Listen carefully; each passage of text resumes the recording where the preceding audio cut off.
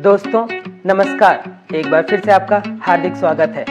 हम जीवन में सफल होना चाहते हैं। सफल होने के लिए सब कुछ आजमाते हैं, हम सीखते भी हैं, लेकिन सीखने की जो हमारी अप्रोच है वह गलत हो जाती है। हम सीखते भी हैं तो एक अहंकारी मन के साथ। हम किसी को गुरु भी बनाते हैं तो वहाँ सच्चा समर्पण नहीं रहता। हमें कौन क्या सिखाएगा, हम तो सब जानते हैं। इस एटीट्यूड के साथ जब आप कोई चीज़ सीखते हैं फिर आपके जीवन में सीखना कभी नहीं हो पाएगा, और बिना सीखे आप सफल हो ही नहीं सकते। रोटी बनाने जैसे साधारण काम में भी आप सफल नहीं हो सकते अगर आपके पास अपना अहंकारी मन होगा तो। रोटी बनाने की एक कला है, आप जानते हैं। उसमें आटे में पानी डाला जाता है, फिर उसकी लोइयां बनाई जाती है, उसे बेला जाता है। लेकिन कोई व्यक्ति अब अहंकार अपने साथ ले आए कि नहीं, मैं पानी की जगह पानी कौन मिलाता है, मैं अब इसमें तेल मिलाऊंगा, तो क्या वह रोटी बन पाएगी? जब रोटी जैसे साधारण चीज में यह नियम काम नहीं करता तो जीवन में सफलता के लिए आप कैसे बिना सीखे सफल हो सकते हैं? हम गुरु भी बना लेते हैं, हम अपने जीवन में शिक्षकों को भी मानते हैं, लेकिन उनके सिखाए हुए चीज़ों को एज इट इज़ नहीं मानते। हम अपना कुछ न कुछ दिमाग जरूर लगाते हैं। हम अहंकारी मन के साथ सीखते हैं। हम जब कोई गुरु कुछ सिखा रहा होता है, कहीं हम कुछ सीख रहे होते हैं, हमारे मन कहीं और दौड़ने लगते हैं, हमारे अपने विश्लेषण आने लगते हैं, हमारे अपने तर्क आने लगते हैं, फिर वह सीखना नहीं हो पाता। एक छोटी सी कहानी है। एक व्यक्ति जिसने बहुत किताबें पढ़ी थी, बहुत शास्त्रों को जानता था, हर धर्म हर चीज़ों के बारे में उसे बहुत सारी चीज़ें कंठस्थ याद थी। उसने वो सारी किताबों को अपने स्मरण में बैठा लिया था और उसने एक बड़ी किताब लिख ली, 1000 पन्नों से भी ज़्यादा पन्नों की। उसने अपने जो कुछ भी सीखा था उसने एक किताब बना ली, लेकिन इतना कुछ होने के बाद भी उसके जीवन में प्रसन्नता नहीं थी। सब कुछ पढ़ तो लिया था, किताबों में उरेक भी दिया था, लेकिन वह जीवन की संतुष्टि, वह जीवन का अनुभव उसने नहीं जाना था। उसे एक गुरु की तलाश हुई कि कोई गुरु मिलता जो मुझे जीवन में संतुष्टि प्रसन्नता देता, और वह गुरु की तलाश में निकला। गांव दर गांव वह भटकता रहा। फिर बहुत दूर भटकने के बाद किन्हीं लोगों ने उन्हें समझाइश दी कि तुम बगल वाले गांव में चले जाओ, वहाँ एक बाबा रहते हैं, फकीर बाबा, और वे बहुत अनुभवी हैं, लेकिन वे किसी किताब की बात नहीं करते, वे अपने अनुभव की बात करते हैं। तुम उनके पास चले जाओ, तुम्हारी तलाश पूर्ण हो जाएगी, तुम्हें किसी और को ढूंढना नहीं पड़ेगा। इतना कुछ बाबा की तारीफ सुनकर वह व्यक्ति वहां जाता है कि शायद अब मेरी तलाश खत्म हो जाए, और वह वहां जाता है और फकीर बाबा को कहता है कि मैं आपको अपना गुरु बनाना चाहता हूँ। तब बताते बताते वह अभी बताता है कि मैंने ये पढ़ा है, वो पढ़ा है, यह जानता हूँ, मैं इस शास्त्र को जानता हूँ, इस धर्म के उस धर्म के बारे में सब कुछ जानता हूँ, और मैंने एक बड़ी किताब भी लिखी है। तब फकीर बाबा कहते हैं, ये तो बहुत अच्छी बात है, ऐसा कर, तू क्या क्या जानता है वह लिख कर ले आ, मैं जानूं तो तू क्या जानता है और क्या नहीं जानता जो मैं तुझे बताऊं। तब वह व्यक्ति जाता है और 2-3 महीनों का समय लिखता है। उसने जो किताब लिखी थी 1000 पन्नों की, वह भी साथ ले आता है, और साथ में 700-800 पन्नों की एक और उसका सार करके वह लाता है, और फकीर बाबा के पास वह पहुंचता है और बताता है कि ये मैं जानता हूँ। फकीर बाबा उससे बोलते हैं, ये तो बहुत मोटा है, मैं अब बूढ़ा हो चला हूँ, मेरे पास इतना वक्त नहीं है कि मैं इसे पढ़ पाऊँ, जा तुझे इसे और संक्षिप्त करके ले आ। अब वह व्यक्ति जाता है, अब फिर जाता है तो वह जो 700-800 पन्नों का उसने सार बनाया रहता है उसे और छोटा करता है। अब वह 200 पन्नों का अपना एक जो भी उसने जाना है वह लाता है।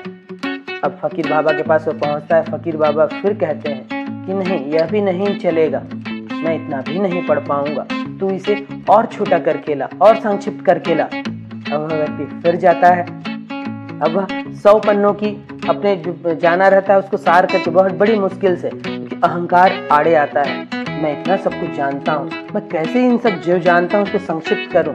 लेकिन अब गुरु बनाना था, गुरु की तलाश तो थी, क्योंकि जीवन में खुशी नहीं थी। तब वह 100 पन्नों का सार करके लाता है। फकीर बाबा कहते हैं, मैं तुझे कई बार से समझा रहा हूँ, मेरे पास इतना वक्त नहीं है, मैं बूढ़ा हो चला हूँ, मैं कभी भी मर सकता हूँ, तू और संक्षिप्त करके ला। अब इस अहंकारी मन के साथ और असमंजस बढ़ गई, इतना इससे भी और सार मैं क्या करूं। फिर भी वह 10 दिन बाद 10 पन्नों की एक सार लाता है और फकीर बाबा से कहता है कि इससे ज़्यादा सार मैं नहीं कर पाऊंगा। फकीर बाबा बोलते हैं हो पाएगा, तो इससे भी सार करके ला, इसका निचोड़ एक अर्क बना कर ला। अब वहाँ जाता है और फिर सार करके लाता है। एक पेज पे वह उस जो जाना है उसको सार करके लाता है। फकीर बाबा बोलते हैं मेरे पास इतना भी वक्त नहीं है कि मैं इस एक पेज को भी पढ़ सकूं। तू ऐसा कर, तू इसका और सार करके ला। अब वह व्यक्ति और सार करके लाता है। अब एक पेज में वह एक पंक्ति लिख कर लाता है और वह कहता है फकीर बाबा से कि बाबा इससे ज्यादा सार मैं नहीं कर पाऊंगा, मैं इतनी सारी चीजें जानता हूँ और आपने इतना संक्षिप्त कर दिया सार रूप में, अब इससे छोटा मैं नहीं कर पाऊंगा। तब फकीर बाबा बोलते हैं तू ऐसा कर, तू यहाँ बैठ, मेरे पास बैठ और धुनी लगा, ध्यान कर। अब ध्यान कर और ध्यान करने के बाद बगल वाले कमरे में जा और सोच कि और क्या सार हो सकता है। अब वह व्यक्ति वहां बैठकर ध्यान करता है। ध्यान में जब वह गहरे अनुभवों में जाता है तब बगल वाले रूम में वह और सोचता है कि और सार क्या हो सकता है। तो ध्यान करने के बाद उसका मन बहुत हल्का हो चुका रहता है। जब बहुत हल्के मन से वह सोचता है तब उसे बात समझ में आती है। अब वह फकीर बाबा के पास आता है और कहता है, एक कोरा कागज लाता है और बाबा से कहता है कि बाबा यही है सार, यही है मेरे जीवन का सार। मैं अब तक अज्ञानी था, मैं अपने भीतर अहंकार भरा हुआ था कि मैं जानता हूँ और मैं जानता हूँ। आपने मुझे बहुत सही राह बताई। मैं आपके पास आया जरूर था, मैं सीखने आया था, मैं आपको गुरु बनाने आया था, लेकिन इन सब कचरों को भर कर मैंने लाया था। जो जीवन का सार है वह मेरे साथ नहीं था। अब मैं समझ चुका हूँ कि खालीपन ही, वह शून्यता ही, वह ईश्वर ही मेरे जीवन का सार है। मैं पहले से अपने आप को भर चुका था। आपने मुझे बहुत सही मार्ग बताया। यही तरीका है दोस्तों जीवन में सीखने का। जब आप किसी से कुछ सीखते हैं, किसी को गुरु बनाते हैं, तब वहां अपने आप को कोरे कागज की तरह रखना होगा। एक अगर कागज कोरा है तो उसमें अच्छी कैनवास बनाई जा सकती है। वह कोरा कागज अगर उससे रंग बिरंगे भर दिया जाए, रंगों से, बदरंगों से भर दिया जाए, कचरे से भर दिया जाए, तो उसमें एक सुंदर तस्वीर नहीं बन सकती। तो आपको जीवन में सीखने की कला जाननी होगी। ऐसी एक छोटी सी कहानी और है। एक गांव में एक गायक था। वह बहुत अच्छा गाना गाता था। उसने आसपास की गायन प्रतियोगिताओं में इनाम भी जीते थे और उसे किसी ने समझाइश दी कि दूर किसी गांव में एक मास्टर जी रहते हैं संगीत के, तुम उनके पास जाओ, तुम और निखर जाओगे, तुम और कुछ सीखोगे। तब वह रुचि उसकी गायन में थी और वह जाता है गुरु के पास में। ठीक उसी गांव के पड़ोसी गांव में भी एक लड़का रहता है। उसे संगीत में नई नई रुचि जग रही होती है और वह थोड़े मोड़े सरगम जानता है, किसी ने उसे कुछ बता दिया था, लेकिन वह बिल्कुल अनाड़ी ही था। वह भी उस गुरु के पास पहुंचता है। जब यह अनाड़ी गायक उस गुरु के पास पहुंचता है तो गुरु उसकी परीक्षा लेते हैं और पूछते हैं कि तुम क्या जानते हो संगीत के बारे में। तब यह अनाड़ी कहता है कि मुझे संगीत के बारे में कुछ भी नहीं मालूम है, मैं बिल्कुल अनाड़ी हूँ, मुझे इसका क ख ग घ भी नहीं मालूम है। तब गुरु से कहते हैं कि ठीक है, तू भीतर आ जा, मैं तुझे सिखाऊंगा। तब वह पूछता है कि गुरुजी मेरी फीस क्या होगी। तो गुरुजी कहते हैं कि मैं तुझसे 5,000 रुपए लूंगा और मैं तुझे सारा संगीत सिखा दूंगा। तब वह खुशी खुशी आश्रम में आ जाता है। अब यह जो लड़का जिसने गायन में बहुत सारी प्रतियोगिताओं में इनाम जीते थे वह भी आता है।